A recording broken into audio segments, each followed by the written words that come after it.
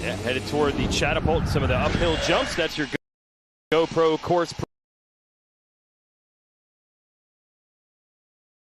44% success rate. Now the trouble for 2022 is he hasn't been transitioning those into wins. So today, the real situation here is he's got to find a way to win. The points have gotten away from him, but there's a lot of racing left in the series. He's got to find a way to transition that fastest qualifying time into a win. No doubt about it. Last year he was in a championship fight with Jet Lawrence. He's fourth in points this year. It's not quite been the same coming back from an injury as we get ready here for Moto number 1. It'll be 30 minutes and 2 laps. Keys to the Moto, courtesy of KTM. Jeremy Martin, what do we need to do today? Yeah, so today for me is getting a clean start. If you can get out there, if you're on the ground, obviously, that's not good. And the other thing is being aware of the lines. They probably put down some water here in the beginning stages of this race, so be aware of that. And the lines change. The soil is obviously really good, so just being aware. Yes, but the soil varies quite a bit, you're saying. Yeah, absolutely. So it looks pretty good, like you can just get in there and go full gas into it, but it's definitely kind of deceiving. It's got a hard base underneath, and it can be slick. At the top of the show, we talked about the points battle between the 1 and the 96. That's Jet and Hunter Lawrence. Good, so just being aware. Yes, but the soil varies quite a bit, you're saying. Yeah, absolutely. So it looks pretty good, like you can just get in there and go full gas into it, but it's definitely kind of deceiving. It's got a hard base underneath, and it can be slick. At the top of the show, we talked about the points battle between the 1 and the 96. That's Jet and Hunter Lawrence. This battle really picked up at Redbud when Jet was leading the way. Then the engine starts smoking. He's pointing out the machine to his crew, and then the engine lets go. And just like that, Hunter Lawrence finds himself with the points lead, leaving Redbud. But then Hunter at Southwick last weekend would have problems of his own. First with a bad start, and then this. Yeah, man, he put himself in a bad position with that bad start, and then look at him coming through. Just gets tangled up with the rider, and he's really lucky he didn't get hurt. Yes, almost got speared by one of the riders. He extracts some revenge here from Styles Robertson, who he felt caused that by moving over, and then they really got into it. Yeah, that's some good old-fashioned racing right there. He's a little aggressive right there and just worked up. Okay, that doesn't offend you. Okay, and we'll try to reset it today. Hunter actually entered Southwick with a 7-point lead. He's now 15 down on Jet, who swept that weekend and went 1-1 at our last race. And Shimoda, as you mentioned at the top, coming on strong here. Yeah, he's looking good. Something must be going on there. I'd be curious to see what he's got going on behind the scenes, because he's really looking good. Yeah, he's stepped up, and he's been really strong late in the motos, especially to even get a little better starts today, because last week he was trying to catch Jet Lawrence in both of the motos. So ready to go here. Jason Wygant, Jeremy Martin, Jason Thomas on hand to give you the call live on MAV TV and MAV TV on Flow Racing as we get ready for our first of 4 motos. 250s race first today. We'll have 450 Moto 1 at the top of the next hour. But right now, a pivotal round as we begin the second half of a 12-round championship. Fly Racing 30-second card is up, and the mechanics move away. So now it's 40 riders and nothing but rider against rider. And the right-hand high-speed first turn will go into those sand rollers. This is going to be action-packed here live on MAV TV. Wait for the card to go sideways. There is Shimoda, 1 at Redbud, 2nd overall last week. He is starting to surge. Who can take it to the Lawrences today? Revs are up. Gates down. Oh, looks like Jet got a good jump. Yeah, how can he fashion it into the first turn? No, Jet's going to come across the line. Yeah, I think it was Cooper. It looked like Cooper might have had it, but he pushed his front end a little bit there. And then Cooper retakes it. Now he's on the inside, side by side. It's Jet Lawrence, Justin Cooper. They've already passed each other twice. Right now, Jet locks it down. Yep, there he is running into the whoops right there. And what do you think? Do you think Jake Coop could get a run on him and get in there? Well, this is the key. Oh, yes. Hunter Lawrence got a good start as well. So he's right where you want to be. It's Seth Hamaker in 4th. And then Voland on the orange KTM coming through in 5th.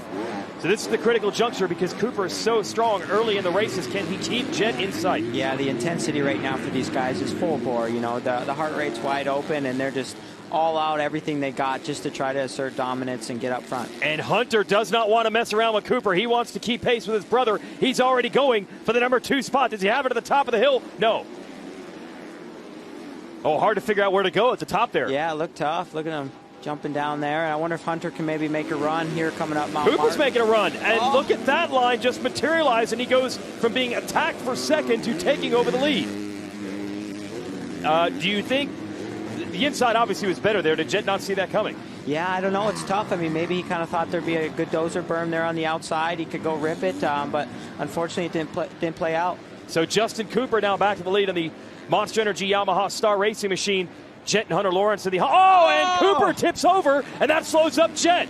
So Hunter Lawrence is going to go from third to first. Tough break for Cooper. Man, what a first lap. Yeah, right? Oh.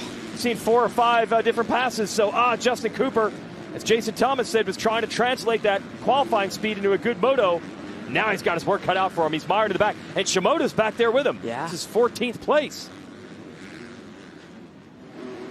Wow, so yeah, that changed in a hurry, and it's all to the advantage of Hunter Lawrence as they work their way through traffic. Man, this is going to be tough on Cooper now. Yeah, he's got a lot of work cut out for him, man. Nothing better than rounding the first turn and being up front. And then when you go down that first lap, it is so, in a way, demoralizing, you know? Well, you and I were talking when we were at break. We were watching the riders on the sight lap with throwing water down to the track, doing a little track maintenance. What do you think got him here? Yeah, it looked like he came in pretty hot right there. And I don't know, maybe it was just a little bit of wet conditions there, and the berm didn't look quite developed yet, and you can just see he just pushed the front end. And Jet was lucky to not go down there. He did get passed by not only Hunter Lawrence, but Hamaker as well. So Seth Hamaker on the Monster Pro Circuit Kawasaki is second, and this is exactly the break Hunter Lawrence was looking for. So last week's problems really started with a bad start for Hunter, so he's at least fixed that problem. Oh, here comes Jet. Big leap. This is what we want to see. The boys, the brothers are about to tee off here. Yep. How long can Hamaker hold on? It looked like Jet had the pass made over that jump. Hamaker fights him off. We're going to go back uphill. Oh, Jet, another mistake. Still gets the power down to the ground on that Honda, and it looks like he's about to take over second. He's got it. Nice recovery from Jet. Man, that was a scary moment. Almost yeah, went off that was the track. really good. Couple wild moments there for him, but you know that's the opening laps. You kind of send it a little bit more than maybe you want to, just to try to get up there and get by guys. Well, he doesn't want to get held up with the Hunter in the lead, I would imagine, right? No, absolutely. Oh, and that is Moseman, who we had just talked about how fast he has been going this year. Tough break for him. And he was really strong early in the year. Had a moto win at round 2 at Hangtown and nearly won a moto at round 4 at High Point, but now it has come undone, and he looks shaken up. So we're back to the standard story. Lawrence brothers up front, Hunter versus Jet. There is Hamaker third. Voland a good start. He's fourth. Nate Thrasher in fifth. Robertson, and then we have Hampshire in seventh. Mumford. Derek Kelly, the Privateer, has been doing very well on the AEO Power Sports machine. He's ninth. And how about Ryder D. Francesco? Yeah, that's right. 10th. Yep, so that is his second pro race for Ryder D. Raced with us at Redbud. But, man, so far this is much better for Hunter Lawrence than last week. Yeah, absolutely. You know he was frustrated leaving Southwick. He's like, man, I left some stuff on the table. Comes out here, gets a good start, and then now he's making it tough on his brother. Okay, now you have dealt with this. You and your brother Alex battled for years in this class.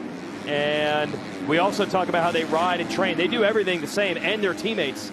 So we've been waiting for tensions to rise. Yeah, I'm kind of wondering, honestly, if the tension's going to build. But, when I was racing with my brother, loved the guy to death.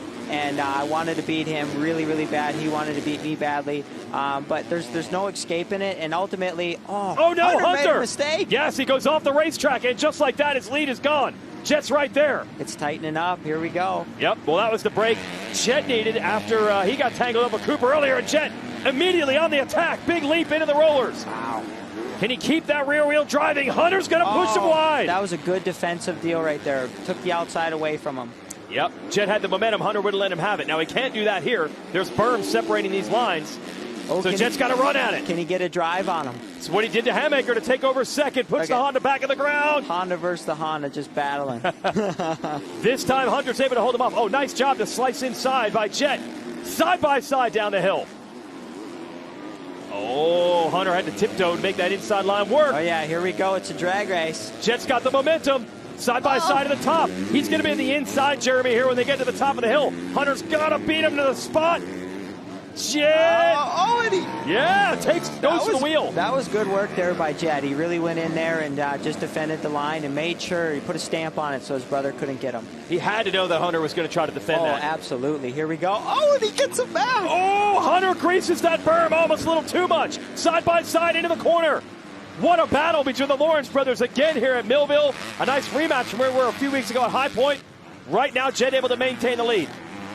That's Moseman Mosman taking a ride there in the Alpine Stars Medic Mule as we go back to this battle, Jet versus Hunter. And Hunter doesn't want to let him get away. This is exactly what you want to see from the Lawrence brothers right here. You know these guys aren't going to do anything too dirty. They're brothers. They want the best for each other. It's going to be clean, hard racing the entire time. Man, that was so awesome at the top of that hill where Hunter was trying to get over to the left, and Jet just wouldn't make it happen. No, it was awesome. So we set fourth here. They're already starting to pull away. They got about 3 seconds. There you see Hamaker in third. Then Boland, Thrasher.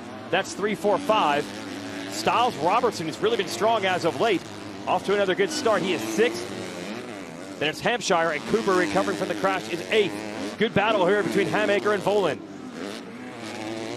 Now, Voland has been pretty quietly effective throughout this series. Hasn't had starts like this to really show everybody how fast he's been going, but he's on a roll right now. Yeah, if I remember correctly, last year he had a pretty good start too in one of the motos, and he was up there front battling. I had to actually pass him. And then he got me back, so it's cool to see he's back out here again. Another good start and fighting up front. Okay, this is for third again in the moto between Hamaker and Voland. Oh, Voland's putting a lot of pressure on. Yeah.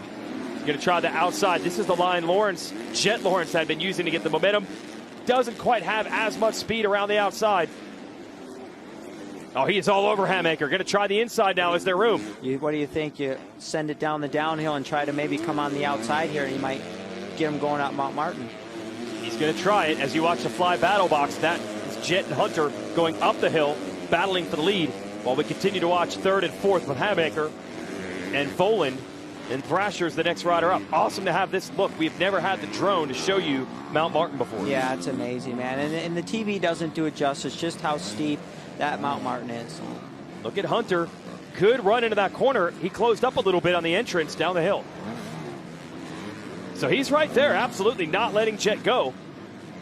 This could be an all-out duel for 30+ too. Wouldn't that be neat? That'd be awesome. That's what the fans want to see. And by the way, it's getting hotter today, but it's not the most oppressive heat we've seen. So these guys are going to go the distance, you would imagine. And yeah, Hunter is just camped out right there in second. Does he even want to, Jeremy, necessarily go for the pass right now? Or is he kind of waiting it out? Obviously, you want to apply pressure, but I mean, they got a lot of racing left yet. So you think maybe sit behind your brother, learn what he's doing, see maybe he has a couple better lines. But if you feel like you have the pace, which he's really trying to get in there, make the move, and maybe Hunter really just wants to go full gas the whole time. He is going wherever Jet is not. I mean, they are on different parts all the way around this racetrack, and we're headed to the sand rollers. And this is where Hunter lost a lot of the gap he had built up. He made a mistake. Oh, Hunter sideways. Here we go, into the whoops. Oh, this is fantastic to have them this close back here. Looked like Hunter might have been setting something up, but it didn't work out. Yeah. Send it back down to JT, who has their team manager. So I'm with Lars Lindstrom. Now, Lars, you got to be a little bit stressed out. You're running 1-2 in the points, 1-2 in the race. They're brothers. Is there any team orders? You guys just say, hey, keep it clean. I'm not stressed out at all. This is awesome. I mean, watching them battle like this, you know it's going to be clean. Nothing to worry about as far as that goes. Hunter's doing what he's got to do right now. He's got to hang on, which he did that last lap, doing a 12.9. So he's doing everything he can and making it interesting. So I'm having nothing but good time watching them race. So Lars says he's not stressed out, but guys, I'm telling you, I can see the look on his face. He's a little stressed down here.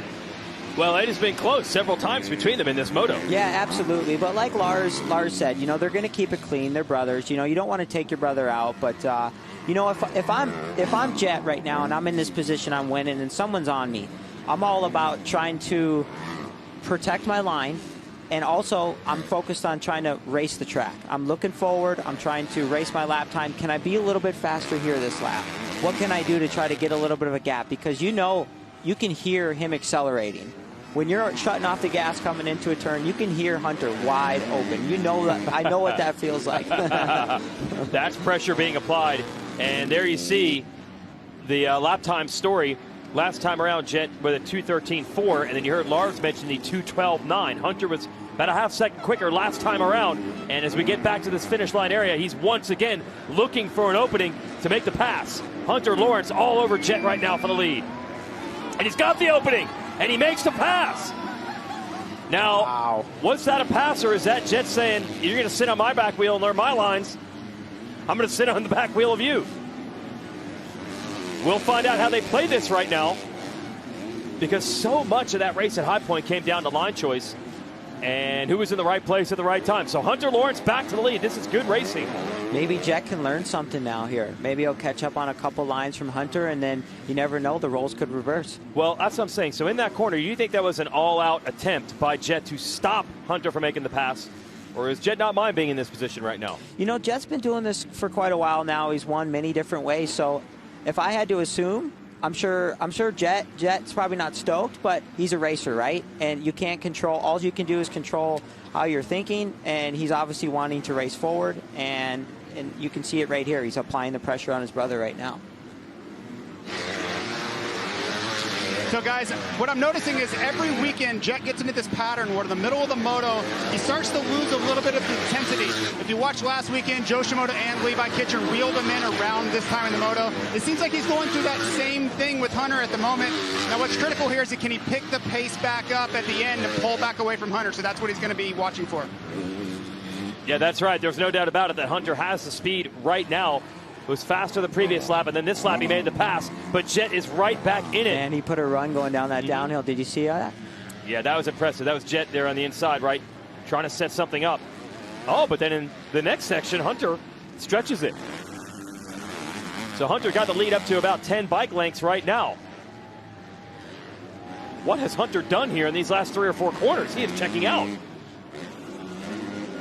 So impressive run by the 96, and boy, did he need this in the biggest way after a struggle day at Southwick. And now we're going to see, is this just the natural pace of Hunter pulling away from Jet, or is Jet having that mid-race low? Can Jet pick it back up? Let's see the gap now. 1.8 seconds. Man, he really made up some time in the back of the track over there. Yeah, at the end of the downhill, all the way through to the finish line. Look at this. He is stretching it. As we go back to this battle, I think you've got Hampshire and Robertson in this mix as well. You're watching the fly battle box. Boland is up to third. He's gotten around Hamaker. Then it's Thrasher. Hampshire, Robertson, Thrasher all duking it out. And the Yamaha, I believe, in that drone shot is Cooper. So it's Cooper and Shimoda with Ryder DiFrancesco right behind him. So that's who we're watching. 8th, 9th, and 10th. So Cooper trying to recover, and he's got Shimoda right with him. And it's like a freight train watching these guys coming into the sand wash right now. Cooper trying to set something up on Styles. Robertson can't quite get there. Then Shimoda going to hang this inside line. Oh, nice charge by Cooper. Hopped right to the top. Yeah, he did good work right there, getting up over that big mound there and was able to make the move. That has got to be a little scary to attempt that one. Did you get it wrong? Yeah, absolutely. Especially when you know you don't quite have enough momentum, but you still go for it and both tires clip. You never know how that's going to go. Yeah, exactly. Could be bad. Shimoda looks like he's making the move now as well. We go back to this battle. This is Thrasher on the outside and Hamaker on the inside. This is 4th and 5th. Then right behind them, you have Hampshire, and then the battle we were just watching with Cooper and the rest of the group. This is good stuff between Hamaker and Thrasher to the top of Mount Martin. 4th and 5th. All right, Thrasher, can he get a run down this hill? Hey, we're halfway through. That happened quick. God, it was a really quick moto so far. 15 minutes down, 15 minutes to go. You could save 15% or more on your insurance with a 15-minute phone call to Geico. This is a good ride for Thrasher.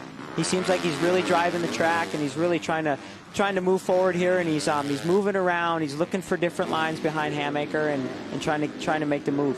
This is a track with some bad memories for him. He actually got tagged by another rider in those sand whoops last year and ended up hurting his shoulder and missing the rest of the season. So he's back with a vengeance today at Spring Creek. Look at Hampshire starting to sneak in the camera there. He's always bulldogging that hard charger. Oh, yeah, he will not cheat you for effort. That's Hampshire on the 24, the white Rockstar Husqvarna. You said a freight train. It is really tightening up. We've got about 5 riders all on the same piece of real estate. Yeah, that's quite a shot right there. Oh, it's awesome. All led by Hamaker, putting in a good run here in 4th. Voland in 3rd.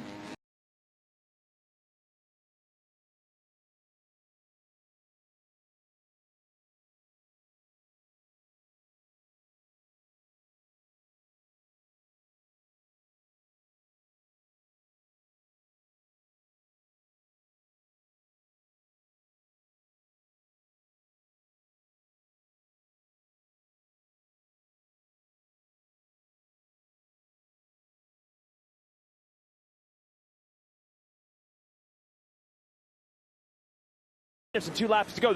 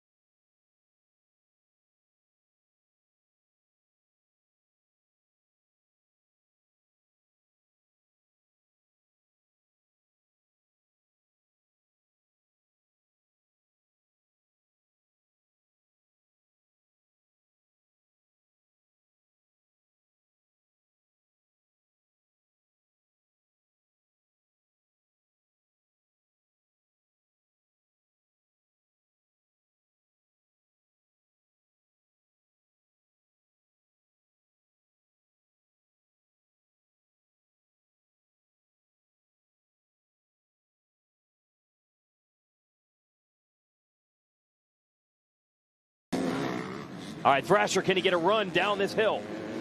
Hey, we're halfway through. That happened quick. God, it was really quick moto. 15 minutes down, 15 minutes to go. You could save 15% or more on your insurance with a 15-minute phone call to Geico. This is a good ride for Thrasher. He seems like he's really driving the track, and he's really trying to move forward here, and he's moving around. He's looking for different lines behind Hammaker and trying to make the move.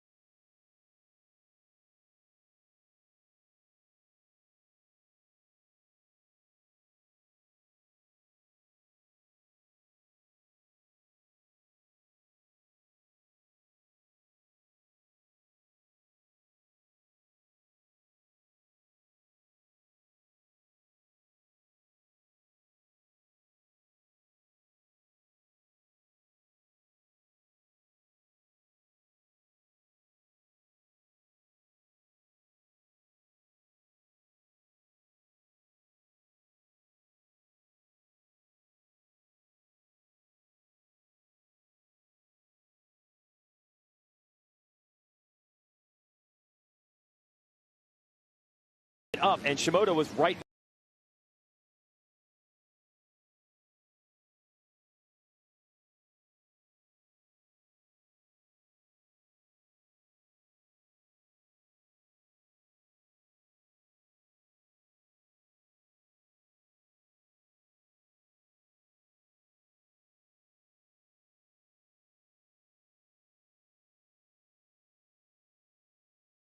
Hunter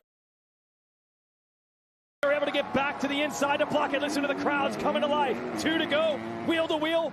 Hunter versus Jet. This is going to be a lot of pressure now. When you see that 2-lap board and someone's on your butt like that, man, it's a lot to deal with. Everything on the line here.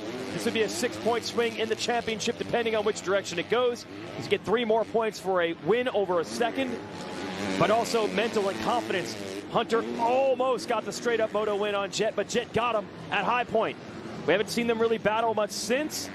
Can Hunter get the advantage this time? We'll watch both battles with the fly battle box. Shimoda versus Voland. Here we go. They're teeing up. 2 laps to go. Oh, look at Jet on the inside of Hunter. They're side by side. Oh, we got lappers. Hunter's going to get blocked, and Jet's into the lead. He did get held up in the lap traffic. Hunter's going to have to send it now with a lap and a half to go. Oh, man. He got held up again. Both of those lap riders, and they absolutely ruined Hunter back there. He got absolutely ruined by 2 different riders, and that might have changed everything. You know he was going to try to respond, but it might be difficult now. There will be 1 lap to go, 1 more run through the whoops. Oh, it's not over yet. Hunter's coming back. Yeah, it's going to be a last lap, maybe the end of the race, end of the track, kind of.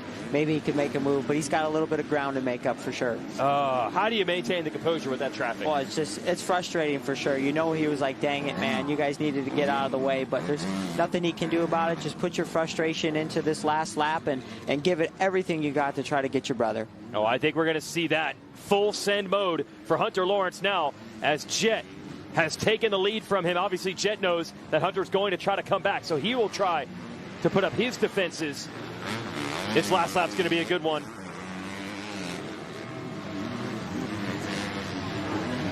And we go back to this battle as Voland is looking to hold on for a third at the top of Mount Martin. You see the gap, by the way. Yeah, it's great. It's a big gap. Yeah, that is wild how far back this battle for third is.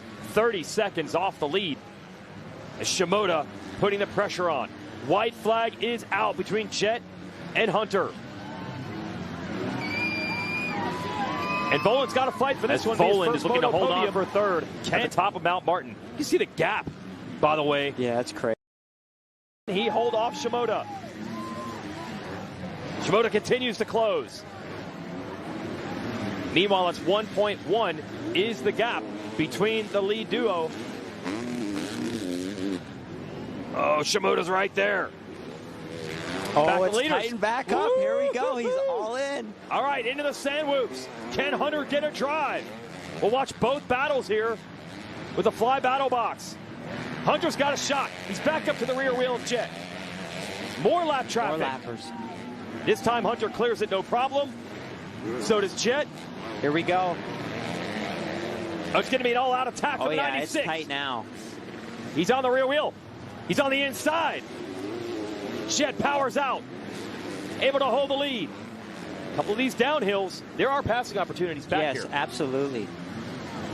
All right, can Hunter get this done? Big drive into the corner. Here's the downhill. Yep, this is a good passing opportunity with Mount Martin. Oh, Jet, you see he came in pretty hard, and that front wheel almost didn't stick in that rut. And that was a half crash right there. That wheel was not where he wanted it. Yeah. Somehow Jet's able to save it. Shimoda trying to make the move. Continue to watch the battle box. Voland's fighting with all he has for that podium spot. Meanwhile, the leader is back down Mount Martin as that battle for third goes up. You think Hunter's really trying to get off the brakes right now and let that thing coast down that hill? Yeah, but he wasn't as close this time as he was in some of the previous laps. Running out of time is Hunter Lawrence. Same with Shimoda. Shimoda's going to try it outside run. line. Here we go. And Voland closes it off well. Good job by Voland to get the drive. Hunter's right back on him. It's going to be a run to the checkers. 2 turns to go. Is there anything Hunter can do here? Man, I think Jet might be able to protect this inside. Here he goes. Smart move right here, going tight. Last turn. Jet goes inside. Hunter goes inside. Lap traffic is there. Jet Lawrence takes the big moto victory. What a battle. Shimoda got the move on Volan. Volan's going to try to come back. Cannot get the drive after the downhill. So Shimoda has done it on the last lap, has pulled it away from Volan. And now we're going to see what Volan has to try to get it back. Man, I think Joe was 9th or 10th right off the get-go out of the gate, and that's a good recovery. Well, even further, we had him about 14th or so when Cooper had gone down. Really? All the way up to 3rd. So the fans loving that battle with Jet and Hunter, the advantage Jet, and again, a podium in the moto for Joe Shimoda, who is relentless late in these races. And the brothers, will they bench race it out again? Hunter has to be so frustrated with the lappers. That cost him the lead and some gap. He did just about everything right in that one, but comes up just short again. Good thing about motocross is we're going to have a rematch later. Yeah, that's the beauty. Oh, here's the pass. Jeremy with Shimoda set us up here. Look at that, just letting off the brakes a little bit more and really just kind of sending it. He knows what's on the line. He really wants that 3rd place and just carries a little bit more momentum and sweeps around the outside. Very impressive by Shimoda there. That was the clutch pass. And don't forget, in the top of the next hour, we'll have our 450 class and then Moto 2. So expect another Lawrence versus Lawrence showdown. Moto 1 here at Millville. Advantage Jet.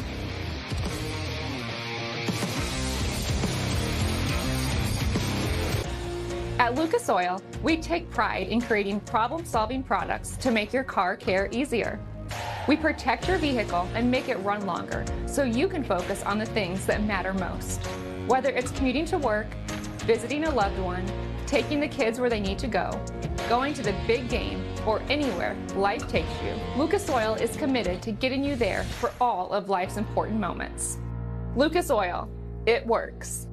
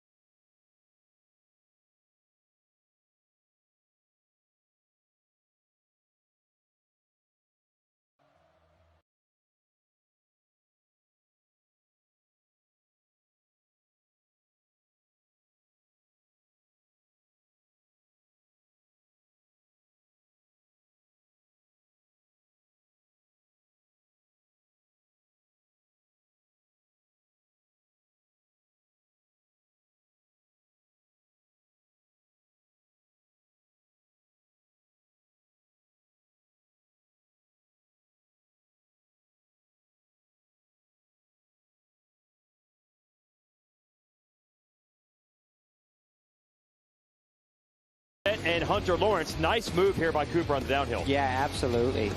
Took a really clean line. You can see it carries a lot of momentum. It just gets you inside and goes powering on up the hill. Yep, so one downhill was great, and this one not so great. Yeah, maybe it was a little slippery. They watered the track. It was the opening lap. And Jet Lawrence gets held up. That allows Hunter to take over the lead. Big crash here for Michael Mosen. We don't see exactly what happened. This is in the Sandwoof section, but that was the end of his moto. Not sure if it's the end of his day. Now it went back and forth for the majority of the race. Hunter had a nice lead built up. Jet's able to close back in with Hunter making the mistake. Takes the lead back. But it was an awesome duel. The entire moto for 30+2. These guys were all out, and it was amazing to watch. Absolutely. So Jet has the lead. Look at Hunter come back. Almost gets him here. Then he had a really good line in the corner after the finish line. This is what he's going to use to take the lead.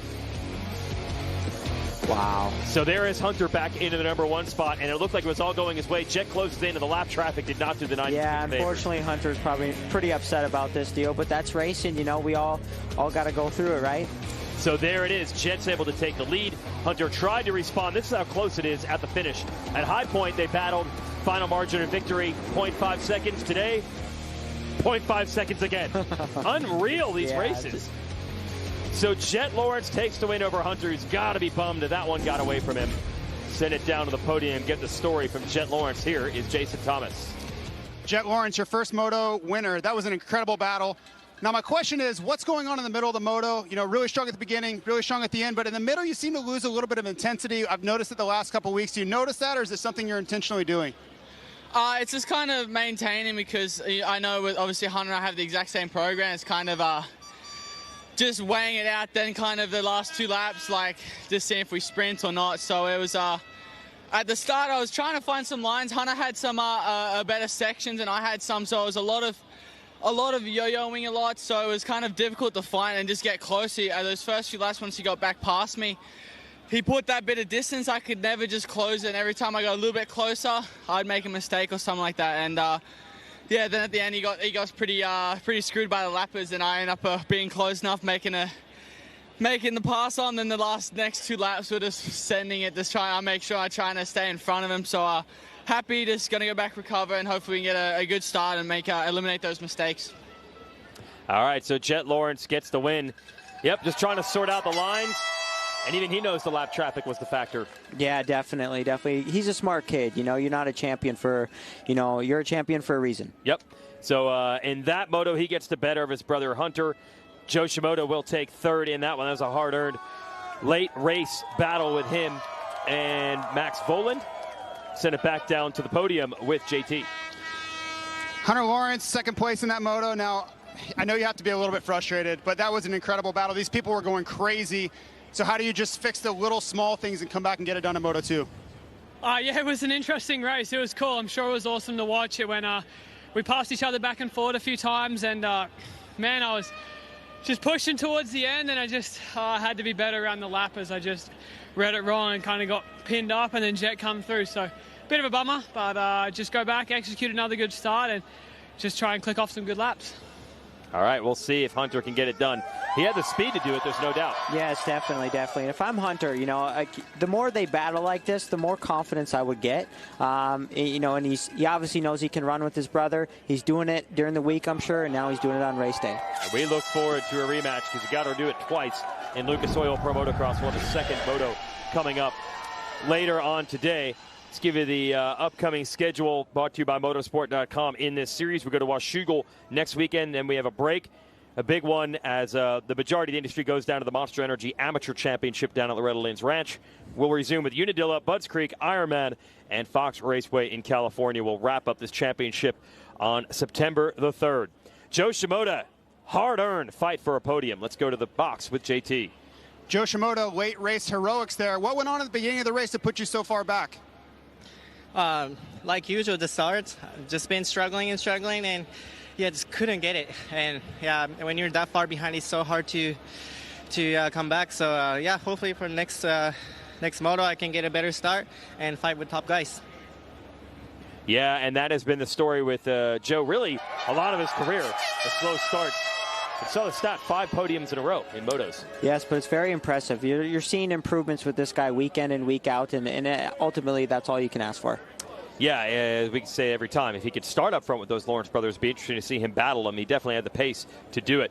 Last time he did start with them, which was at Redbud 2 races ago, and he ended up getting the overall victory. Okay, so 1 out of 4 motos is complete today.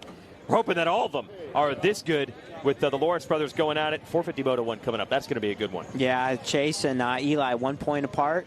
Chase was fastest. Yep, exactly. We'll see if the advantage could swing back his direction with Eli Tomac having put together the last 3 overall wins in the 450 class. So great racing to start the day with the Lawrence brothers. The majority of the way it was led by Hunter. But some trouble with the lap traffic opened the door for his brother Jet to get him and get the moto victory. Tough break also for Justin Cooper, who crashed while leading on lap number 1.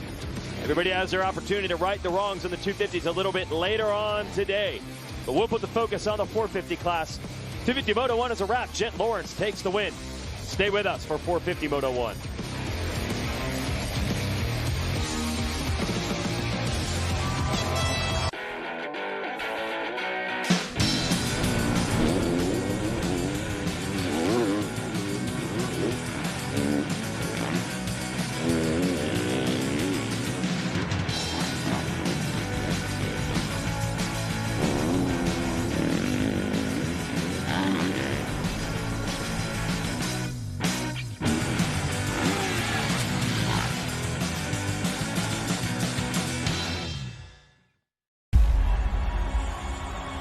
Coming into this year, January, I break my pelvis the week of Oakland. The doctor's like, dude, don't walk on it for a month. I remember calling my parents. I'm like, well, I'm done. Like, and it's contract year. I was like, so I just wasted all this.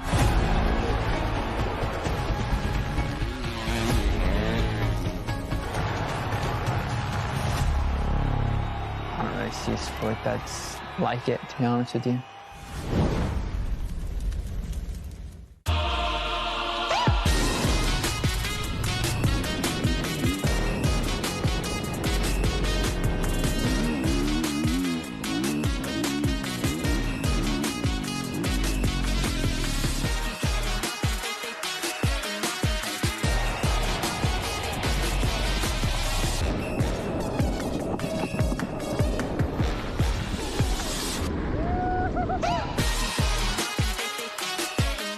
Welcome to Redbud,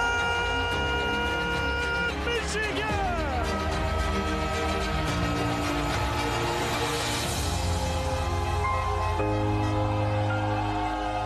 This is a very unique and very special race. It's the Olympics of motocross.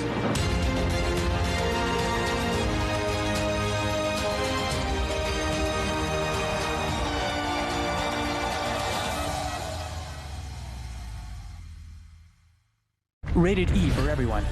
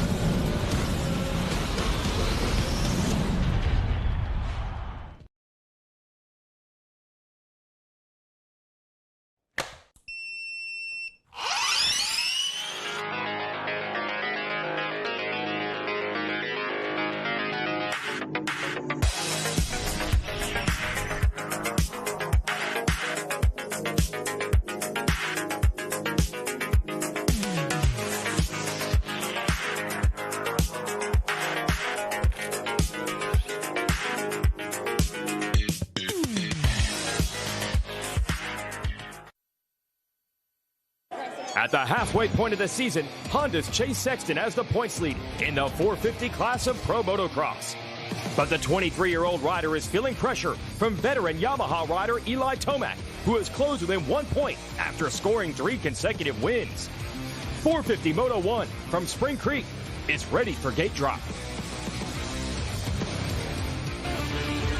We've entered the second half of the 12-round Lucas Oil Pro Motocross Championship, sanctioned by AMA Pro Racing. It's the Frascados Tortillas Spring Creek National. We talk 450 class here in Pro Motocross, and right now we're talking Eli Tomac. 5 straight moto wins, 3 straight weekend overall victories. He is absolutely on a roll in pursuit of his 4th 450 Motocross National Championship, but he is not the points leader yet. Scratching and clawing at the lead that Chase Sexton had built up early in the year, and we are down to just 1 point between 2 riders at the halfway mark. Hello, everyone. Jason Wygant, joined by the 2-time AMA National Champion Jeremy Martin. Doesn't get much better than a points race that close halfway through. Yeah, we're round 7, 1 point apart. Eli's on a run. Chase was fastest in practice. I think we're set up for a good day today, wouldn't you say? Absolutely. And we'll show you how it...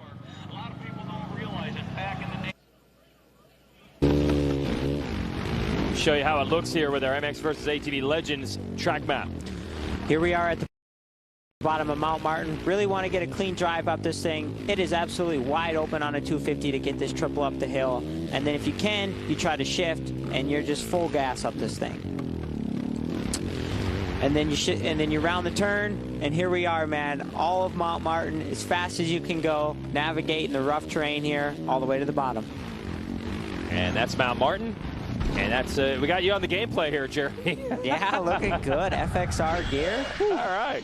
That's your MX versus ATV Legends track map. Let's get ready to go with the first 450 moto of the day. Here's the points. As we mentioned, the 1-point gap between Sexton and Tomac. And Ken Roxon, Jason Anderson, and the rest have fallen pretty far adrift, so it's essentially a 2-rider championship fight with a lot of other spoilers in the mix, which will make the racing that much more intriguing.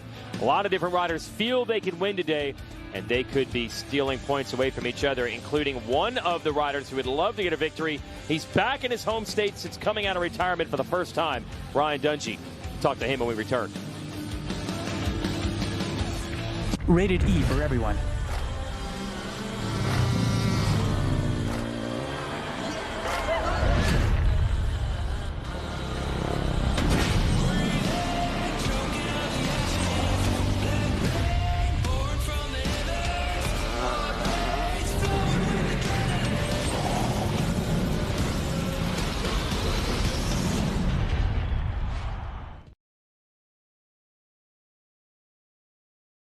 I can't have you just rolling your eyes at us. You got some. Hey, where are you going? Hey. That's the giveaway bike.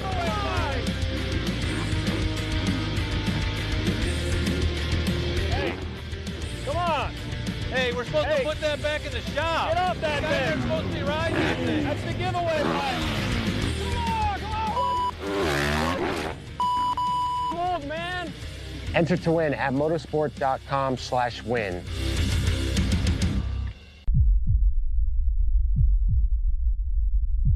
It's the roughest, gnarliest, toughest, most physically demanding discipline in all of motorsports.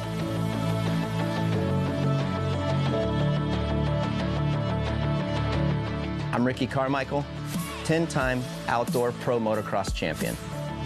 Join us as we unleash the beast in the Lucas Oil Pro Motocross Championship presented by Monster Energy.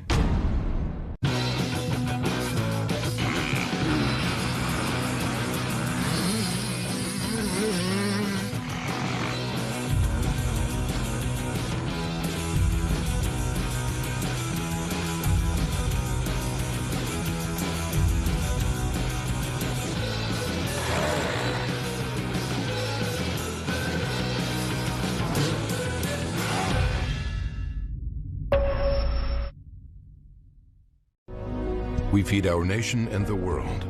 We are sportsmen. We have pets and raise and show livestock and horses. We are neighbors.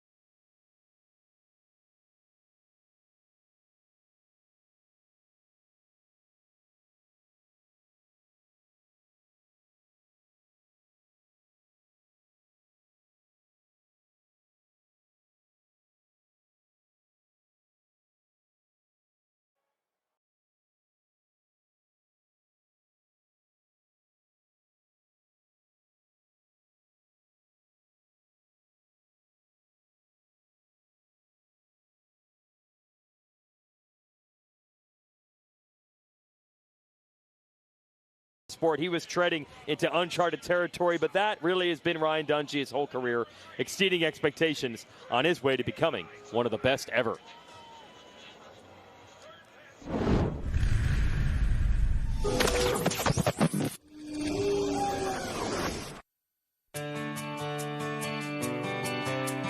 Ryan Dungey didn't have piles of trophies or titles as an amateur, but Suzuki team manager Roger DeCoster saw something in him that everyone else missed.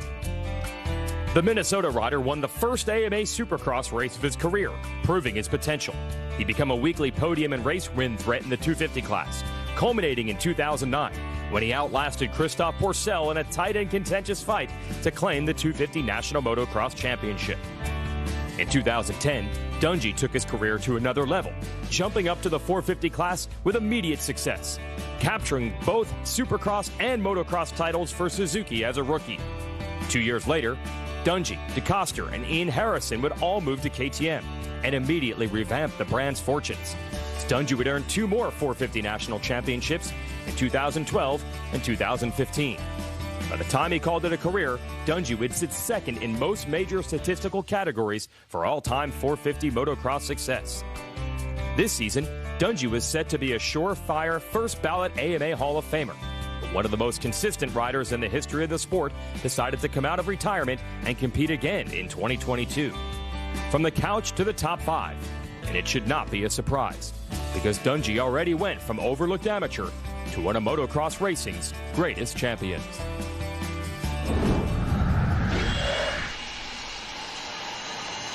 That's the MX versus ATV Legends bio. Minnesota's own Ryan Dungey, you know him well. Yeah, he's a good guy. Spun a lot of laps here as an amateur back in the day, and I'd like to see some big things today. I'm really rooting for him. Yes, you and a lot of others here at Millville. Let's send it down to Jason Thomas. Eli Tomac has been on a roll. He's won 5 motos in a row in the last 3 overalls. Now, the biggest change has been his starting position. And one thing I want to note, he's one of the only riders today that is stuck with the Dunlop scoop tire, which you can see here. So obviously, he knows how important that start is. All right, a lot happening for Eli Tomac right now. We'll talk about the tire choice in a moment, but we also want to give a shout out. He's already won the Monster Energy Supercross Championship this year, and for that, he's been nominated for a ESPY Award for Best Athlete in Men's Action Sports. So if you're watching right now, you can scan that QR code, and it'll take you straight to your opportunity to vote. That's big for the sport. Yeah, absolutely. I definitely went there and voted, so hope everybody watching, go do the same. That's right. Let's pump motocross and supercross up. Let's talk scoop tire. It's good for the start, but maybe a compromise on other parts of the track? Yeah, absolutely. You know, it looks like my dad put some dozer berms and stuff in there, so hopefully that'll kind of help open up the track. But if you can get a good start, you can ride your lines, you're in a pretty good spot. All right, that's KTM keys to the moto. Clean start, that line awareness. We saw it catch a couple 250 riders out.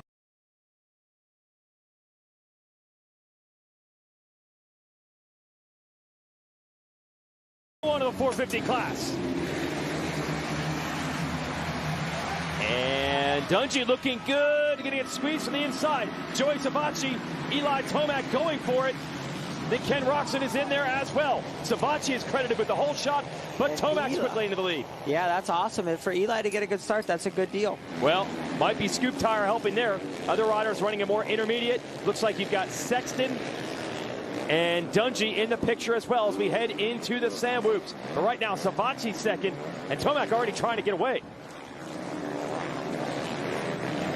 There is Dungey in third, putting pressure on Savacci. He wants to go with Tomac. And Sexton's there as well. Yep, he's putting pressure on, trying to move forward. But an alarming early lead already for Tomac.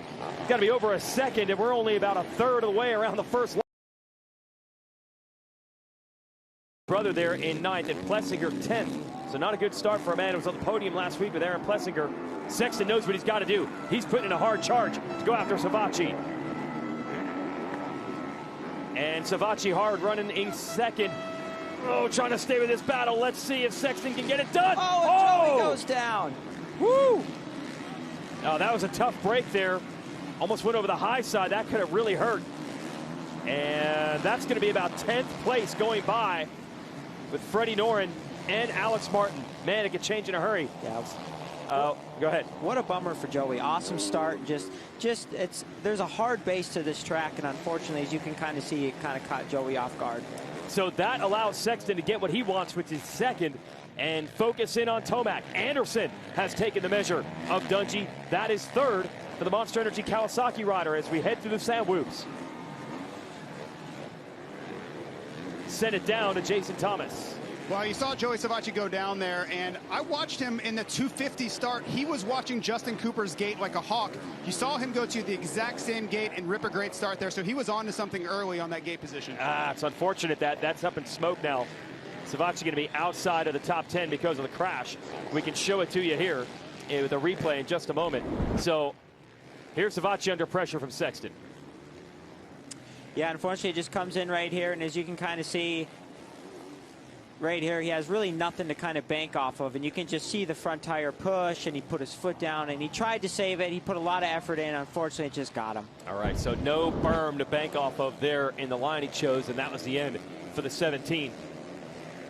We'll see if Sexton can make a run at Tomac. Dungey trying to hang on to Anderson for third. Ken Roxon is down. No.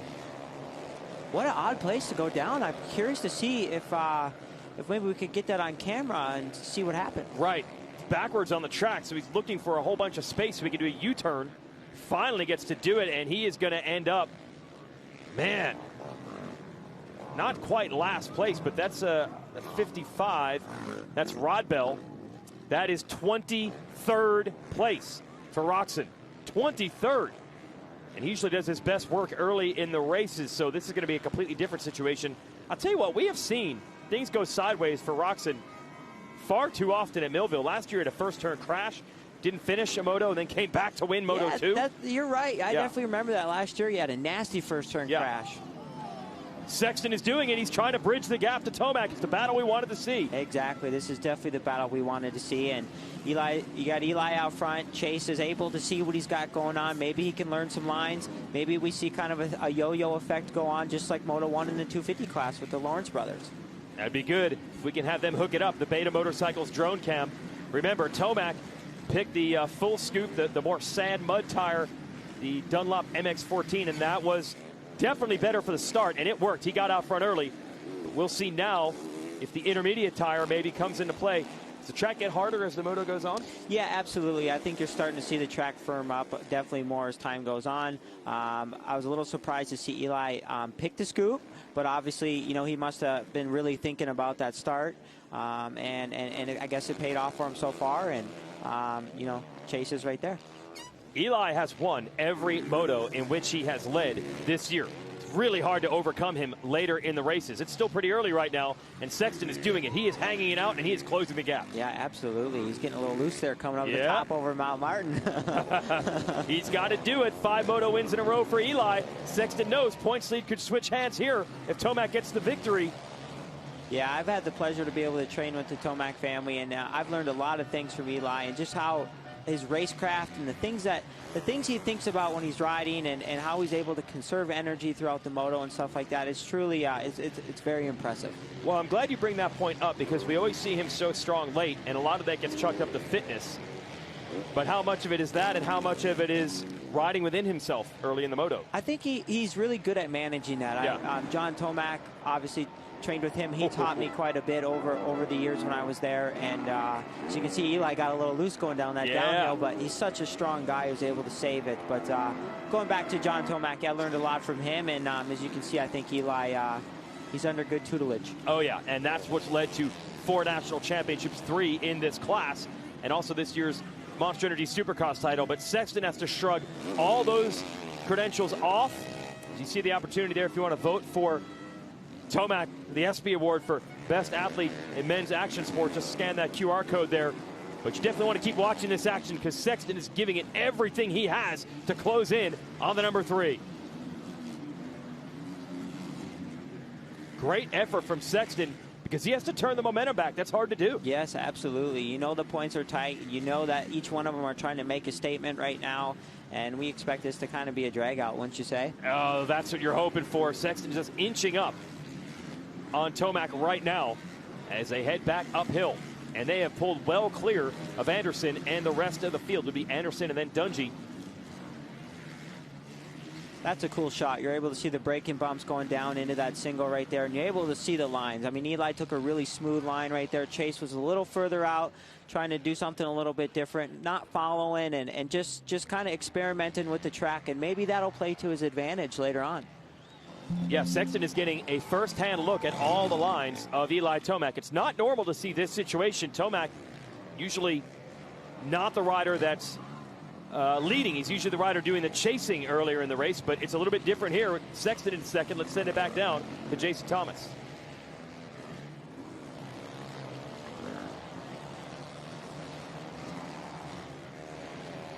Really from the tire, I was saying that I think he's having to be a little bit less aggressive than he'd like to be. You can watch Sexton, he's pushing, he's able to take different lines. Tomac's having to stay in the berm almost everywhere because of that scoop tire, so that's a little bit of the compromise. He got the great start, but now he's having to deal with that tire on the rest of the racetrack.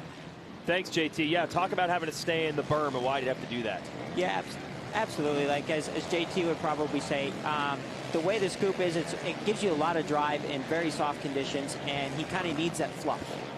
Yeah. It's designed to stay in the soft stuff. Absolutely. So is he trying to just find that soft stuff? Yeah, I think so. I think he's kind of gravitating towards it a little bit. Probably maybe finds a little bit more traction on the side of the tire there. We have set up a great battle between the riders fighting for the championship. It's a story we've told all year. You've got 29-year-old Eli Tomac, 4-time national motocross champ, 2-time supercross champ. As you watch Anderson and Dungey is the next battle on track. That would be third and fourth. So you've got the very experienced and championship-proven Tomac against the 23-year-old Sexton who's never won a national title. And he's trying to be the leader of the next generation, but he's got to go through Tomac to do it. No easy task. So we head back uphill. You almost feel like same thing we saw with the Lawrence brothers. They're a little chess match here. Are we seeing the best of either rider, or are we almost in a feeling each other out and watching the lines sector of the race? What do you think? Absolutely. I think they're obviously both trying really hard right now. They're both kind of feeling each other out. They're almost in the middle of the moto now, and there's a lot of racing left yet. So I think you know, I'm sure they got another gear, but this is their consistent race pace. Okay, so we'll see how this transpires. Sexton has done what he needed to do. He's essentially reeled Tomac in and gotten into striking distance. Just out of the roost zone right now. So we go down Mount Martin. Oh, that was nice right there from Eli. Yeah, very nice turn. Both feet up on the pegs, standing up, and then just really carries a lot of momentum around that outside and that dozer berm. You talk about the dozer berms. You were watching that when we saw some of the shots during the sight lap. Yeah, absolutely. I love a good old fresh dozer berm. You can really get in there, especially in the beginning stages of the race.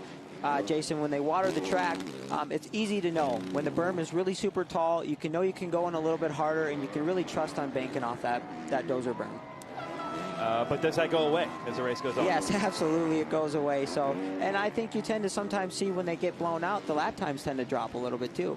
Yeah, so we think the guys are getting tired, but a lot of times the lines just don't. The lines go away. And by the way, Tomac has stretched it here a little bit on Sexton. Sexton is hanging it out, man. You can see the urgency. Does not want Tomac to go 6 straight moto wins. Here's the next group. Hey, this is a good battle starting to brew right here. You think Dungey's getting cheers as he goes around the track?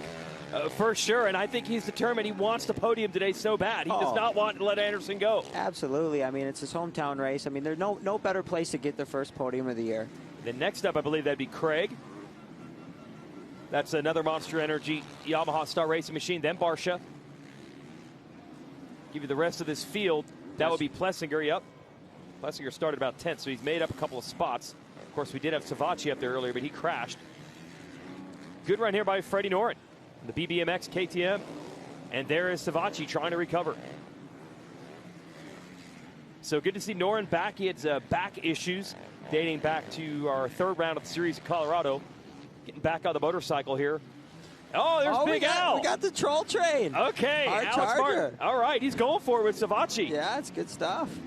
Yeah, so it's your brother Alex, and he has announced he's going to retire at the end of this season, so it could be the last Millville National. Certainly he could come back here for a one-off, but it's at least scheduled to be his last time at Millville. He's going for it. Yeah. Hopefully he puts all that effort into it, and all the fans are cheering him up along the way, and can be the season best performance. Now, how did you play it today? Did you go and visit Big Al today, or you leave him to his own? He's been doing this quite a while. He knows that I'm supporting him no matter what. I'm here watching him right now with you, and we're talking about him, but he knows what to do, and he's got a good crew of people there at the Club MX Muck-Off team. So, yeah, just letting him do his deal. Okay, he's under pressure now. Right now, you got Max Anstey in the Firepower Honda there. So Alex Martin, yes, announcing his retirement. We had a chance to talk to him about this earlier.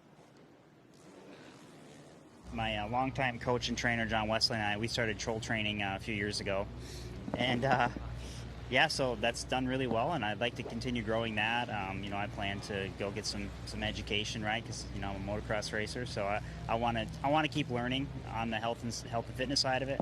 And, just trying to share my 15-plus years of experience with the sport, and just try and continue growing that side of it too. And it's been really fun. I've learned a lot working with Club MX this year as well, because they have an actual training facility. So there's hopefully maybe we can merge or something like that in the future. But in all, I definitely want to keep growing that, as well as my parents owning Spring Creek MX Park.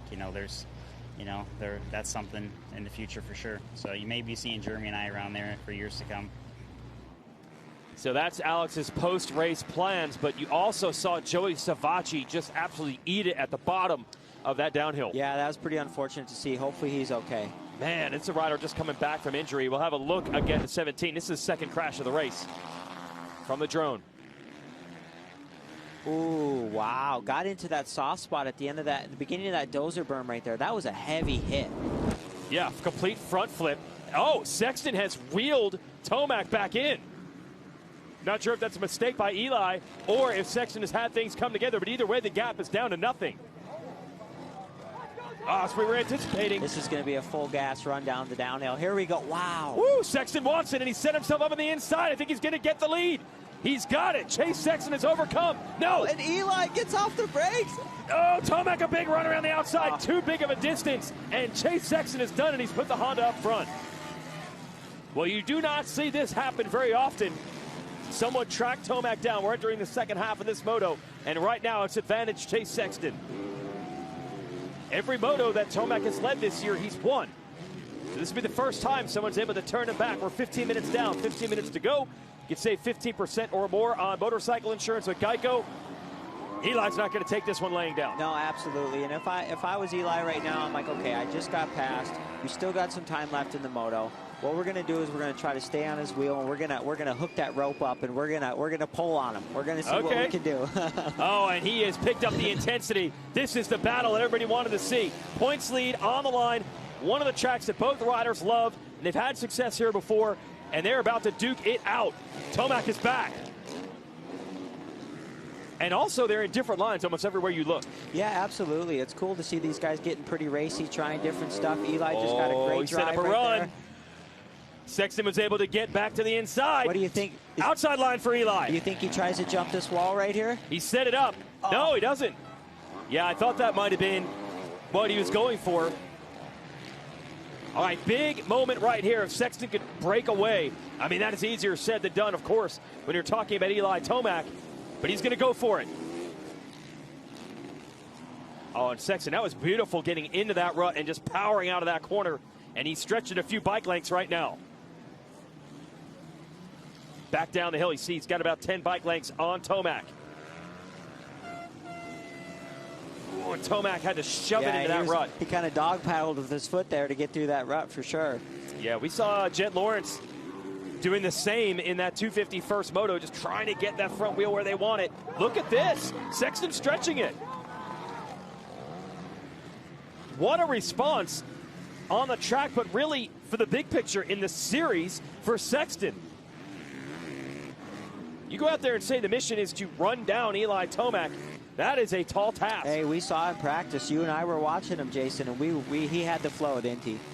He was fastest in qualifying. That's what we were saying. But look, it's the one thing with Sexton, the riding style, it always looks good. Yeah, he always looks really good on the bike, and Honda must have him pretty happy over there. He seems like he's really gelling with the bike, and like I kind of said earlier, he looks like he's on the best form he's ever been for outdoors. Well, the consistency has been impressive It's been first or second in every moto this year, except one fourth-place finish. And I read a stat this week, credit to the at MX Reference is the Instagram page. Said Eli Tomac has scored more points in 6 rounds than any rider who's ever been second in the series. Wow. What that means is Tomac is on a torrid pace. And the reason he doesn't have the points lead is because Sexton is that much better. It's the most points anyone has ever scored and sitting in second. So that's how good Sexton has been. Tomac's on the back foot right now. He's going to have to respond. Sexton has pulled away. All right, we're going to be down to 10 minutes and 2 laps to go. And you watch Eli by himself, and he is absolutely hammering. Yeah, I know. I'm watching him. I'm truly impressed by what he's doing right now. And for Chase to be inching away on him like that, you're just like, man, where's he making up the difference? Yes, because he looks super fast. Yeah, absolutely. So I'm sure Eli's thinking the same thing, too. Like, man, where can I be a little bit faster? Where can I make up the difference? I'll try to go maybe a little bit faster down Mount Martin, or, you know, like maybe carry a little bit more roll speed through the middle of the turn. So I'm sure Eli's running that stuff through his mind right now. Well, just like in the 250 class, it's so close on speed between both Hunter and Jet Lawrence. And same thing we're seeing in this moto here. I got to imagine even just line choice is a huge part of this. Yeah, absolutely. I mean, there's been some stuff. I've done a race in the past, and I'm like, you bonehead. You know, I go back and look at the footage, okay. and I see the guy pass me, and I was like, why didn't I see that line? Mm-hmm. So Tomac, but honestly, this is going to be his last chance to see those lines. Sexton's on the verge of being just far enough ahead, or he will not be able to see him. Oh, and you hear him just light that thing up when he gets in the middle of a corner. Yeah, that Yamaha has a sound, like you can hear it. Oh, yeah. Yeah. Well, I was back in those whoops watching the first qualifying session today. I could tell when Tomac was coming before I could see him. You just hear it. But as well as he is riding, Sexton has pulled away and now deep into lap traffic, and that's not doing Tomac favors. Can Sexton put an end to the win streak? And as it would say, straight up, he's had to catch Tomac and pass him. Can he hold him all the way to the end? Meet Renee, bank manager and mom of the year. But when she gets on her bike, she becomes Rebel Renee. Rebel Renee is the most outspoken member of her book club. And she didn't even read the book. It's rumored she once used her phone at trivia night. Cleveland. And she isn't above greasing some palms to get things done. And Rebel Renee rides with Geico because savings and great service are 2 things she'd never rebel against. Geico, savings and service for both your sides. And I almost kind of wonder, Moto 2, will we see the traditional tire on Eli's bike? Yeah, you know they're going to download and try to figure that one out. And it's great for the start, paid off there. But that's why I asked you before if the track firms up. It's only going to keep getting better for that regular tire, the intermediate middle ground tire, right? Yes. There is less than 1/100th of an inch of motor oil protecting your car's engine. Friction and heat causes engine oil to experience thermal breakdown, weakening its ability to protect the engine and its parts. Lucas Heavy Duty Oil Stabilizer is specially formulated to resist thermal breakdown, protect vital engine parts, and extend the life of your engine. It also stops smoking, knocking, and oil consumption in worn engines. Lucas Heavy Duty Oil Stabilizer. Keep that engine alive.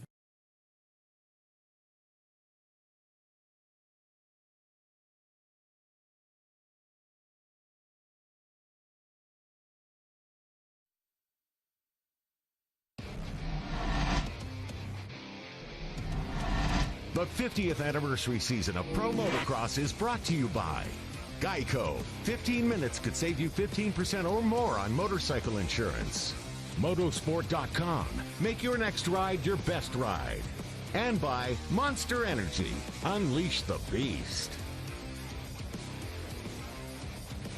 Well, if you want to slay the dragon in Lucas Oil Pro Motocross, you've got to be absolutely perfect. Chase Sexton was doing everything right. But you cannot put a wheel wrong in leading this sport. He did. Here's what happened, Jeremy. Yeah, unfortunately, it comes down right here, and as you can see, it's just like the berm couldn't hold the speed he was carrying down there, huh, Jason? Yeah, and there is Tomac getting by to take the lead. Sexton had done it. He had caught him, he had passed him, he had pulled away. Then he's just in a tough spot to get the bike back going. See, the jersey got torn up as well. We have 7 minutes left. Can Chase get up there and remount a charge? The crash was bad, but unfortunately it took him so long to get going because he was stuck in those ruts. So he's going to have some serious ground to make up now. That has got to be so frustrating. Well, I hear you riders say it every time. You try to take the positives out of it. He's going to be frustrated with the crash. Can he go back and say, look, yeah, I crashed. Yeah, I threw it away, but I had him. Can he get into that mindset and just focus on the good part? Absolutely. I feel like Chase is obviously, he's pretty hard on himself. You can Yeah. see it when he comes off the track. He's like, dang it, I made that mistake. But if I'm Chase, I'm going to be like, I shouldn't have done that. I'm pissed off at myself. But you know what? I had an epic battle going with Eli. I made the move on him. And then you know what? We're just going to keep moving forward. We got a second moto, and we're going to regroup. Yeah, he knows he has the pace to do it. He was stretching it out. It's this area right here. So we get a look. He took it one line further out right there. Oh, okay. Yeah, I just noticed that. All right, Yeah. switch the line. But we've seen several riders struggle with that entrance to those ruts there. Yeah, absolutely. I'm just curious to see. It'd be cool to see a shot down there. We're having some timing and scoring issues, by the way. That's why we can't show you the gaps. So we got people working on that. We can't quite show you the gap time-wise between Tomac and Sexton or the running order right now. But we know this much. Tomac was able to take over the lead when Sexton went down. And we saw Tomac almost do the exact same thing 3 or 4 laps earlier. Send it down to Jason Thomas at more on Eli Tomac. I spoke with Monster Yamaha Star Racing manager Jeremy Coker about that tire choice, and they knew it was going to be a compromise, but they felt this track specifically, the first lap positioning was way too important to lead to chance. They got the whole shot, they got out front, and now luck has smiled on them in a little bit with that Sexton crash. Yeah, because we were theorizing that the tire choice is actually going to be to the better of Sexton. Rear tire wasn't a problem. That was losing the front end in those ruts. As you watch the ETS drone cam, and Tomac, he knows what to do when you hand him the lead. Yeah, absolutely. Eli's really good at managing a gap and managing a race. Into the sand whoops. And he's got to manage the lap traffic as well. But we didn't even see Sexton in that shot, so Eli's got a huge lead right now. A heck of a year for Star Racing, huh? They get the 450 program, and then Eli goes out, wins the championship in Supercross, and then he's got an epic battle going on with Chase Sexton for this outdoor championship. They're 1 point apart. Awesome battle going. And then, Chase goes down, but, that's racing, and it's cool to see what Star has done with this program. Well, this would, at the end of this moto, put Eli into the points lead. They already won this title last year with Dylan Fernandez, who, by the way, the team has said should be back for the last 4 races of the year. That'll be starting at Unadilla. Get the #1 plate out there to mix things up with this group. That's going to be exciting. Then Tomac goes out and puts this bike on top in Monster Energy Supercross. They are working on 3 straight 450 titles. Of course, Sexton is going to weigh in on this one. Does not want that to be the story. And he had done everything right, but one mistake, it comes undone. And unfortunately, that has been the story with Sexton a little less frequently now, but we have definitely seen it before. He tipped over while leading at Colorado, and he has been darn consistent between then and now. And that's the thing about a championship. You've got 12 rounds, 24 motos. These guys are giving it everything they got from the minute the gate drops. And, it's so hard to be perfect the entire season for every moto. Yeah, we almost take it for granted when we watch veterans like Tomac out there. Very rarely, okay, he might have an off moto, but we don't see big crashes from him much.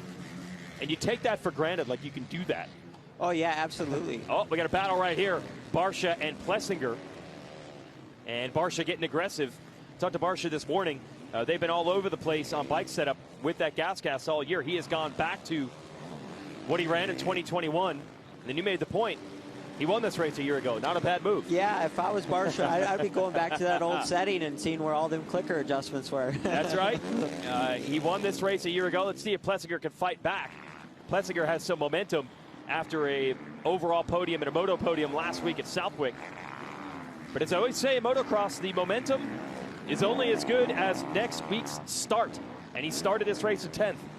Hard to make podiums out of that. Yeah, absolutely. These guys are so good in this 450 class. You need to start with them. You need to run with them. And when you don't get a good start, like you said, you put yourself in a tough position. Battling it out with Barcia right now. Barcia trying to get away from Plessinger and has, at least for the moment. As we head into the Sandwoos. Little combination here, jumping in. And we saw in qualifying, you get that first jump wrong, the entire section comes unraveled. Yeah, it can make your life a little difficult for sure. Yep, got to have the momentum coming in. Plessinger tries to reset and go back after Barsha. Man, that looks like a tough landing there, doesn't it? Oh, pretty harsh. And we were talking about efficiency earlier.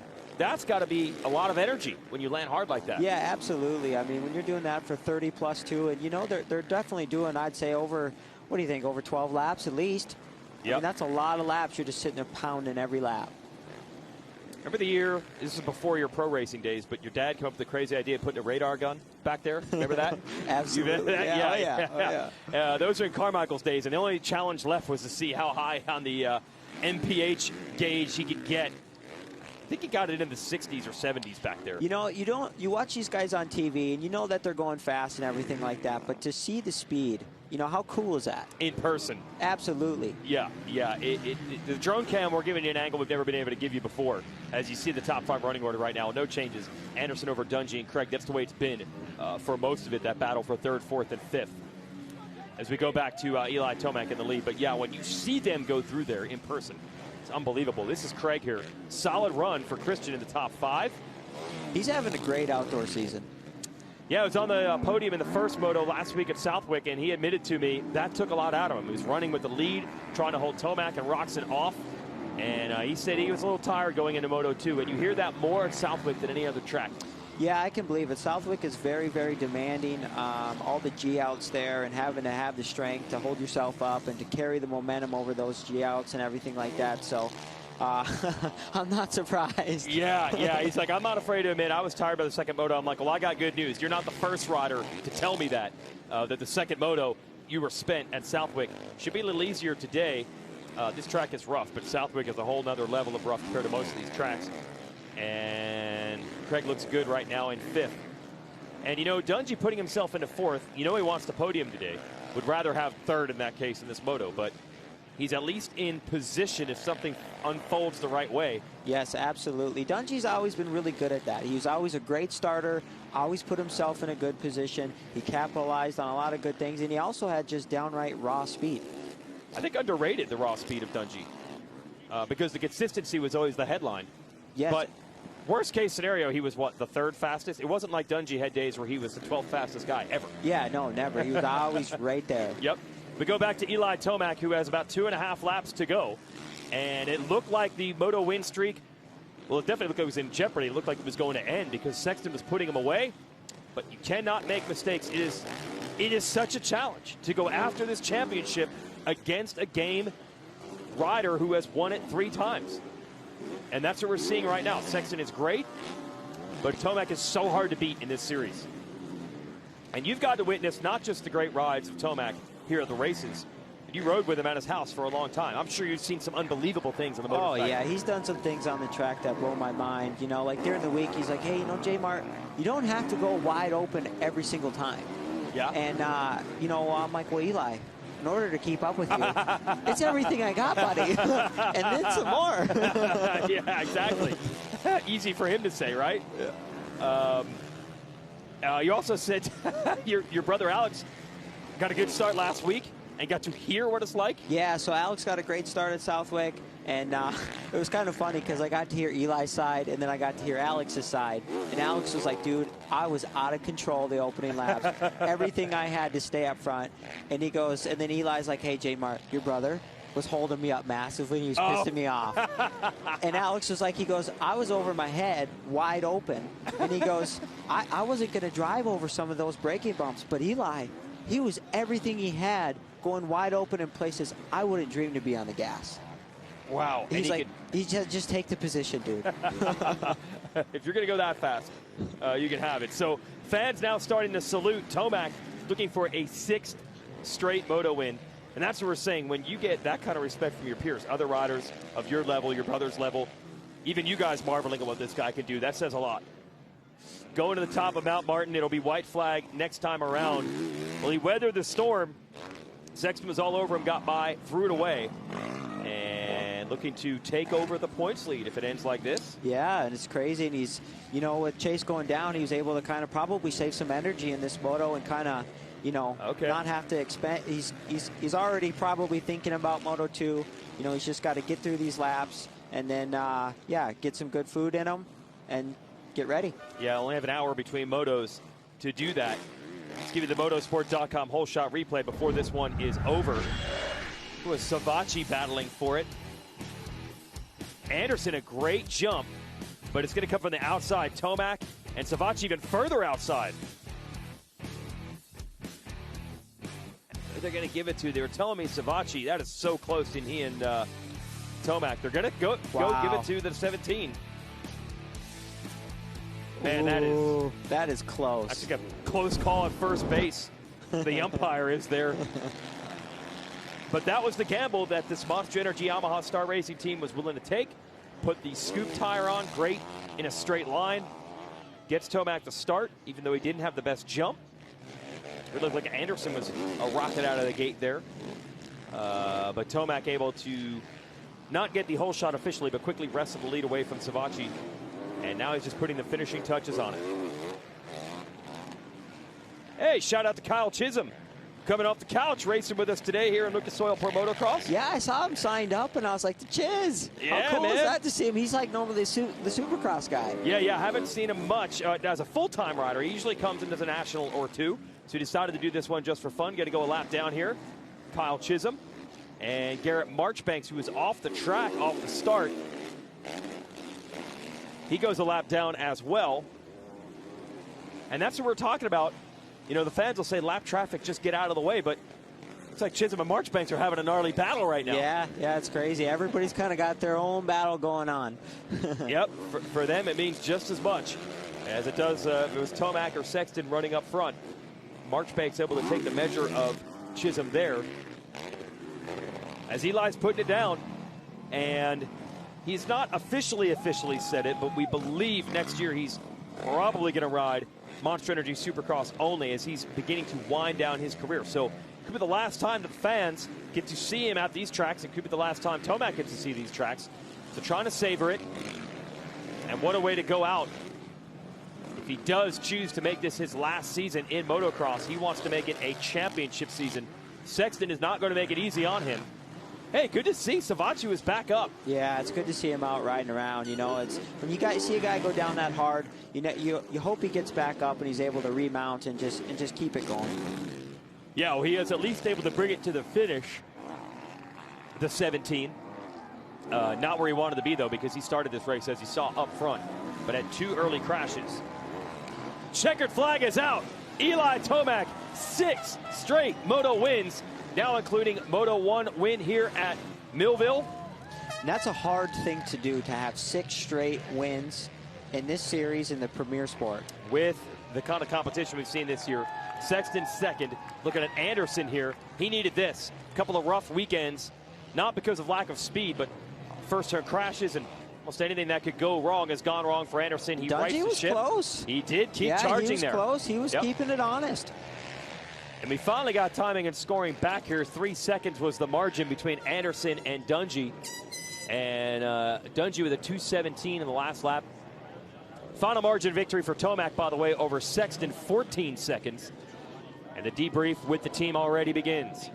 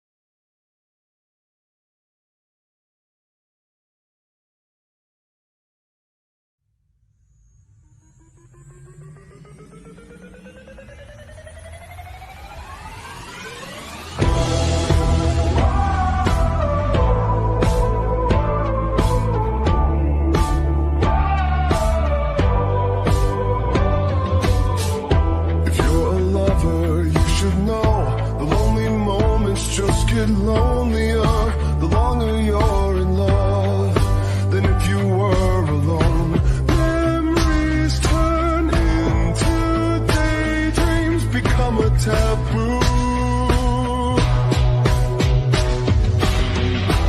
I don't want to be afraid. The deeper that I go, it takes my breath away. Soft hearts, electric souls, heart to heart and eyes to eyes. Is this taboo? Baby, we built this house on memories. Take my picture now, shake it till you see it, and when your fantasies become your legacy, promise me a place in your house of memories.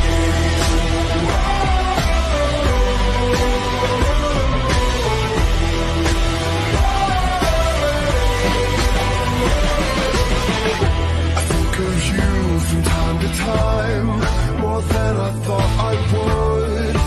You were just too kind, and I was too young to know. That's all that really matters. I was a fool. Baby, we built this house on memories. Take my picture now, shake it till you see it, and when your fantasies become your legacy, promise me a place in your house of memories.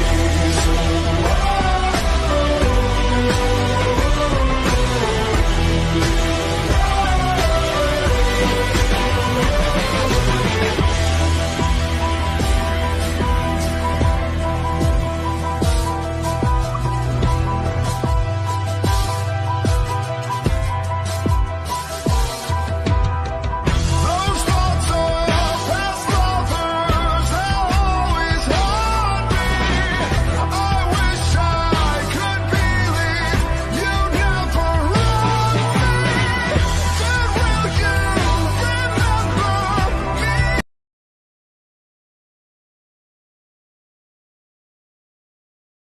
Non-solvent product designed to protect both gasoline and diesel engines. Lucas Fuel Treatment. It works.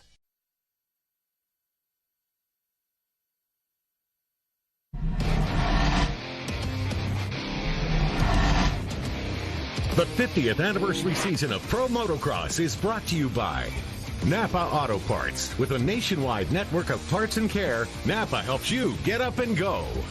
Honda, celebrating 50 years of off-road dominance. And by Lucas Oil. Keep that engine alive. Back here to Spring Creek at Millville, Minnesota. Breaks between our first set of motos and our second set. We just wrapped up 450 moto number 1. Eli Tomac coming out on top, but that doesn't really tell you the whole story. He had a fight on his hands from Chase Sexton. We'll show it to you with the Lucas Oil race recap. Jason Wygant and Jeremy Martin here. Off to a good start is Tomac at the number 3. He's just going to get edged out by Joey Savacci on the 17, the Monster Energy Kawasaki. Chase Sexton right in between them. Tomac into the lead early, and that is a big obstacle to overcome. But Sexton was game for that challenge. Yep. He definitely put in a hard fight here. Unfortunately, you see Joey go down right here. He had another crash later on, but Sexton, how about that battle? Yeah, he went for it. Ken Roxon, we're not exactly sure what happened here, but he had his problems early. Pick himself up outside of the top 20. And would finish that moto, I believe, in 19th. Here's pass lead, Sexton over Tomac. Yeah, amazing. Going down Mount Martin. These guys are fully on the gas. Tomac tried to hold him off. Chase got him. So Sexton in the lead and starts to pull away, and then it comes undone right here. Yeah, unfortunately, Chase comes in heavy. Boom, blows the berm out with his front end. Eli comes in, takes over the lead. Yep, thank you very much, says the number 3. And just like that, not just a moto win, but this is going to be enough to take over the points lead. Because he was down by 1 coming in, 3-point gap between a first and a second place finish. So that would give Tomac a 2-point lead as we are halfway through the day. So a whole nother moto for Sexton to get it right, try to get that red plate back. Send it down to the podium. Jason Thomas has Eli Tomac, your first moto winner. Eli Tomac, you get the first moto win. Now, it looked like you got the whole shot, and it looked like you're trying to make a break, and then you kind of maybe had to settle into a pace a little bit once Sexton got around you. Yeah, I was going hard, and to be honest, it's almost like being in front. Thought maybe hurt me a little bit. You know, Chase was able to try different lines. He was obviously riding really fast, but he had better lines and was opening up some turns and had some better momentum. So I realized that, though, after the fact, after he passed me. So it was a good learning moto. Obviously capitalize on his mistake. So go back, try to get a little bit better, and hopefully stay out front the whole time next time. So I wanted to ask you about that scoop tire. You're one of the only guys, if not the only guy, that chose that. It obviously worked on the start. Did you feel like you had to be a little bit less aggressive on the racetrack because of that? Well, to be honest, no. I've been comfortable with it, so I've been riding it with it a lot at home. My track even has some base, so it's working for me, and we're running it. All right, so there we go. Even going to bust that thing out for moto number 2. Eli Tomac, that's the new scoop tire, the MX14 from Dunlop, that actually just debuted for the public last week at the Southwick. There are your results. Anderson over Dungey and Craig. So Anderson needed this one, man, to just right the ship after a whole bunch of rough motos. He's up on the podium. Let's send it to JT. Chase Sexton, great ride. You make a little mistake there. It cost you. Your back is all torn up here, if we can show that. But, I mean, just an incredible pace until the mistake. Kind of walk us through that. Yeah, I felt super good. I knew it was going to be a dogfight between me and Eli. I had some good lines and was able to get around him, and then just a small mistake over there. Tucked the front, and then the bike, I just tipped over, the bike came over and just clobbered me. So all good. Got to clean some stuff up, get ready for second moto, but overall we're good. Well, there we go. That's trying to take the positives out of it. He's not in the dumps. Yeah, absolutely. That's kind of what I thought, too. He's ready for a second moto battle and ready to charge. Tell you what, it seems like every time Sexton hits the ground, he ends up taking a body blow or a shot to the face every time. This kid is tough. There's your upcoming schedule in Lucas Oil Pro Motocross, brought to you by motosport.com. We go to Washougal in Washington next week, and then a couple weekends off, and we'll be back for the stretch run, 4 rounds, Unadilla, Budds Creek, Ironman, and Pala, which is Fox Raceway 2. That's where we started the series as well. As they get this track ready for this second set of motos, a little rematch perhaps in the offing between the Lawrence brothers and Sexton and Tomac. But first, more talk from the podium with Jason Thomas. Jason Anderson, a little bit of a lonely ride. Ryan Dungey was kind of lurking back there the entire time. But were you able to save a little bit of energy in that Moto 1? Yeah, you know, I haven't been able to save much energy these previous Moto 1s at the races. So to come out here, get a good start, and just kind of ride in third place is nice. I just didn't have the pace for those guys, especially with the conditions we had today. But, we got another moto. Let's see if we can put that Monster Energy Kawasaki up there and try and battle for a podium and see if we can maybe even get a moto win. Thank you.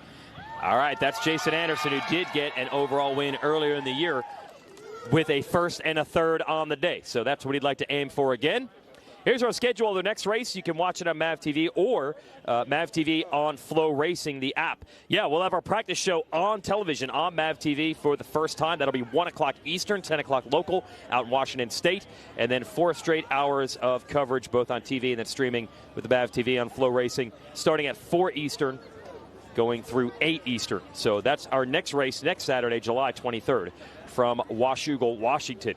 Totally different type of track conditions there, but we are not done here. Halfway through the day at Millville, Minnesota. And don't forget to vote for Eli Tomac for the ESPY Award, Best Athlete Men's Action Sports. You can scan that QR code right now. Jeremy Martin, you already weighed in? Oh, yeah, I made sure I got in there right away. So all you fans watching and listening, tune in or not, or go vote. Yeah, that's awesome for the sport right there if Tomac can get that award. We've seen motocross and supercross athletes win that before. This is really an interesting stat. If you look at how Tomac builds championships, this is motocross and supercross this year. Look at the scores through the first 12 main events or motos. It's almost identical. Isn't that impressive? Unbelievable. Yeah, I mean, it is. He starts off a little slow, and then he just really starts to build steam, it seems like, after the right at the 4th round there. Yeah, and in supercross, of course, that led to a championship. The win streak came to an end. He did tweak his knee, and Anderson ended the year with a real flurry. But Tomac has put it together. But it is not going to be easy in Moto 2 for him because Chase Sexton is on his game today. Coulda, shoulda, woulda in the first Moto for Sexton. We're looking forward to those two battling a little bit later. Other riders definitely want to do over when they had their problems in their first Motos. Don't worry. We're only halfway through. Lots more racing to come your way from Spring Creek. But for now, we sing congratulations out to our first Moto winner, Eli Tomac.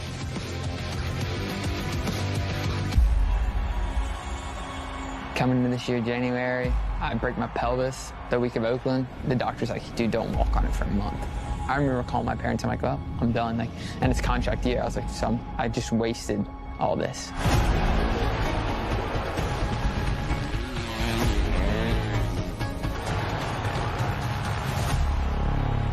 I don't really see a sport that's like it, to be honest with you.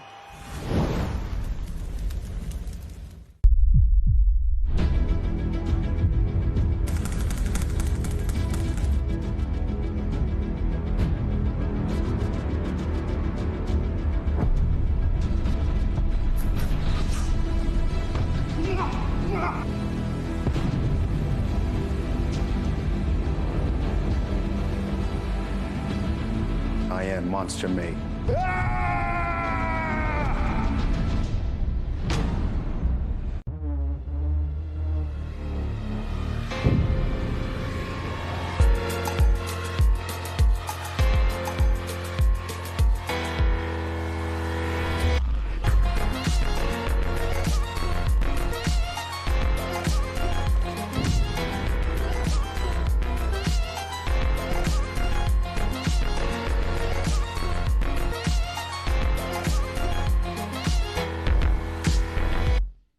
I can't have you just rolling your eyes at us. You got some. Hey, where are you going? Hey, that's the giveaway bike.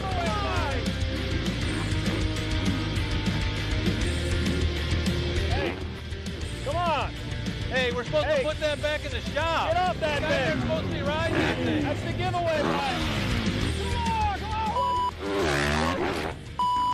Come on, man. Enter to win at motorsport.com/win.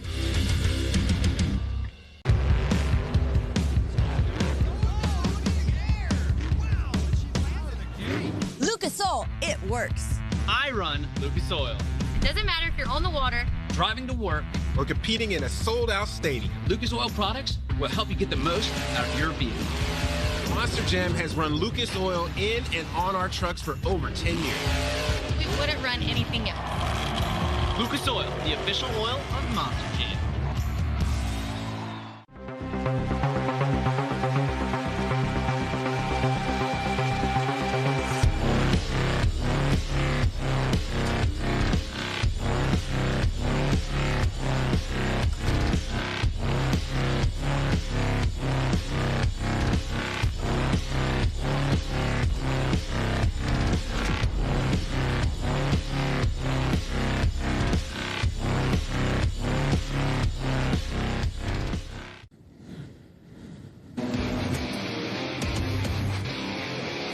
The second half of the Pro Motocross season begins today, and it has continued with a torrid season-long fight with Jet versus Hunter Lawrence. In the first Moto, Hunter led, got held up by lap traffic, and that allowed Jet to take the advantage, winning the Moto by 1/2 of a second. But another Moto looms. Who will seize the momentum today at Spring Creek?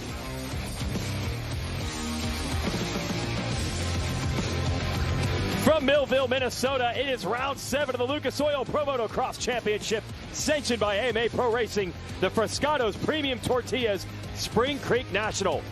Jason Wygant and two-time 250 national champion Jeremy Martin here to talk about your 250 class and what a battle we had in the first moto of the day.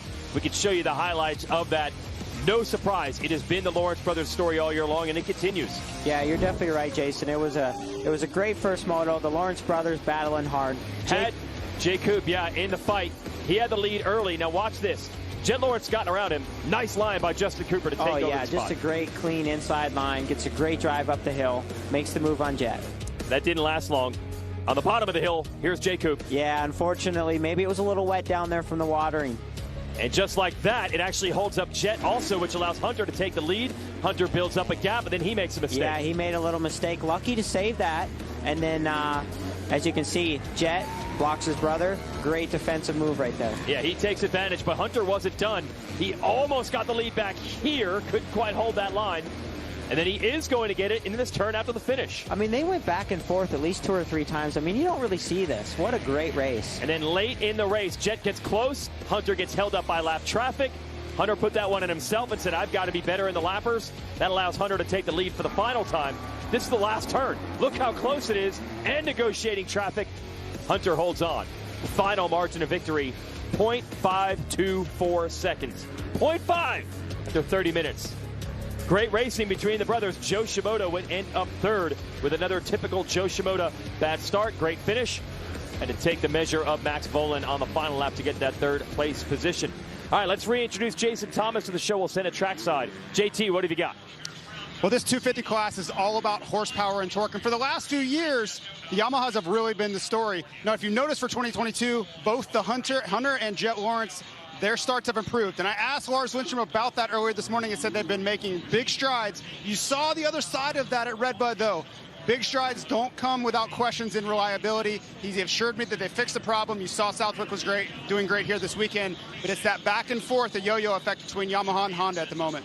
Yeah, and don't forget, this is an all-new bike this year for Honda. So you've got to imagine that they're learning with each week, or at least every couple of weeks. They probably got something new. Yeah, absolutely. And with them being in a championship hunt like this, I mean, it's risky to try something at this point in the season. So you obviously you're always looking for more power, but is it worth the risk?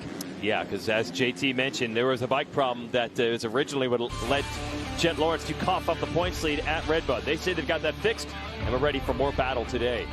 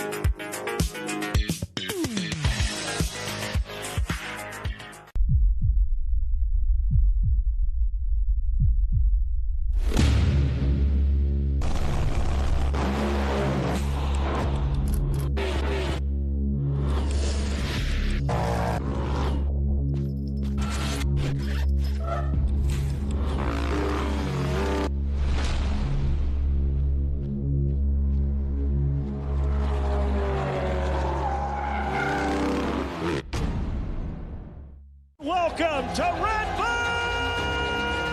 Thank you for joining with us.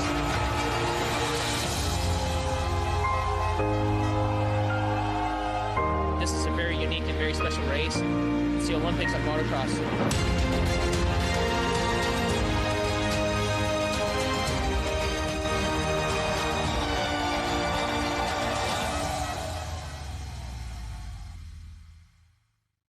Protect the Harvest was created to defend and preserve American freedoms and to support farmers, ranchers, outdoor enthusiasts, and animal owners. Protecting agriculture, protecting our rights, our traditions, our rural way of life. Protecting America. To get involved, please visit our Facebook page or protecttheharvest.com. Support us by donating today. Protect the Harvest is a nonprofit 501c3 corporation registered in Missouri. We didn't just bottle lightning. We wrapped it in a metal shell, insulated it with high-density porcelain, and topped it off with diamond fire technology, so you can unleash a bolt of all get-out that turns crankshafts and heads like nothing you've ever seen. E3 diamond fire technology maximizes the fuel burn for more power and better fuel efficiency. E3 with diamond fire technology. What are you running?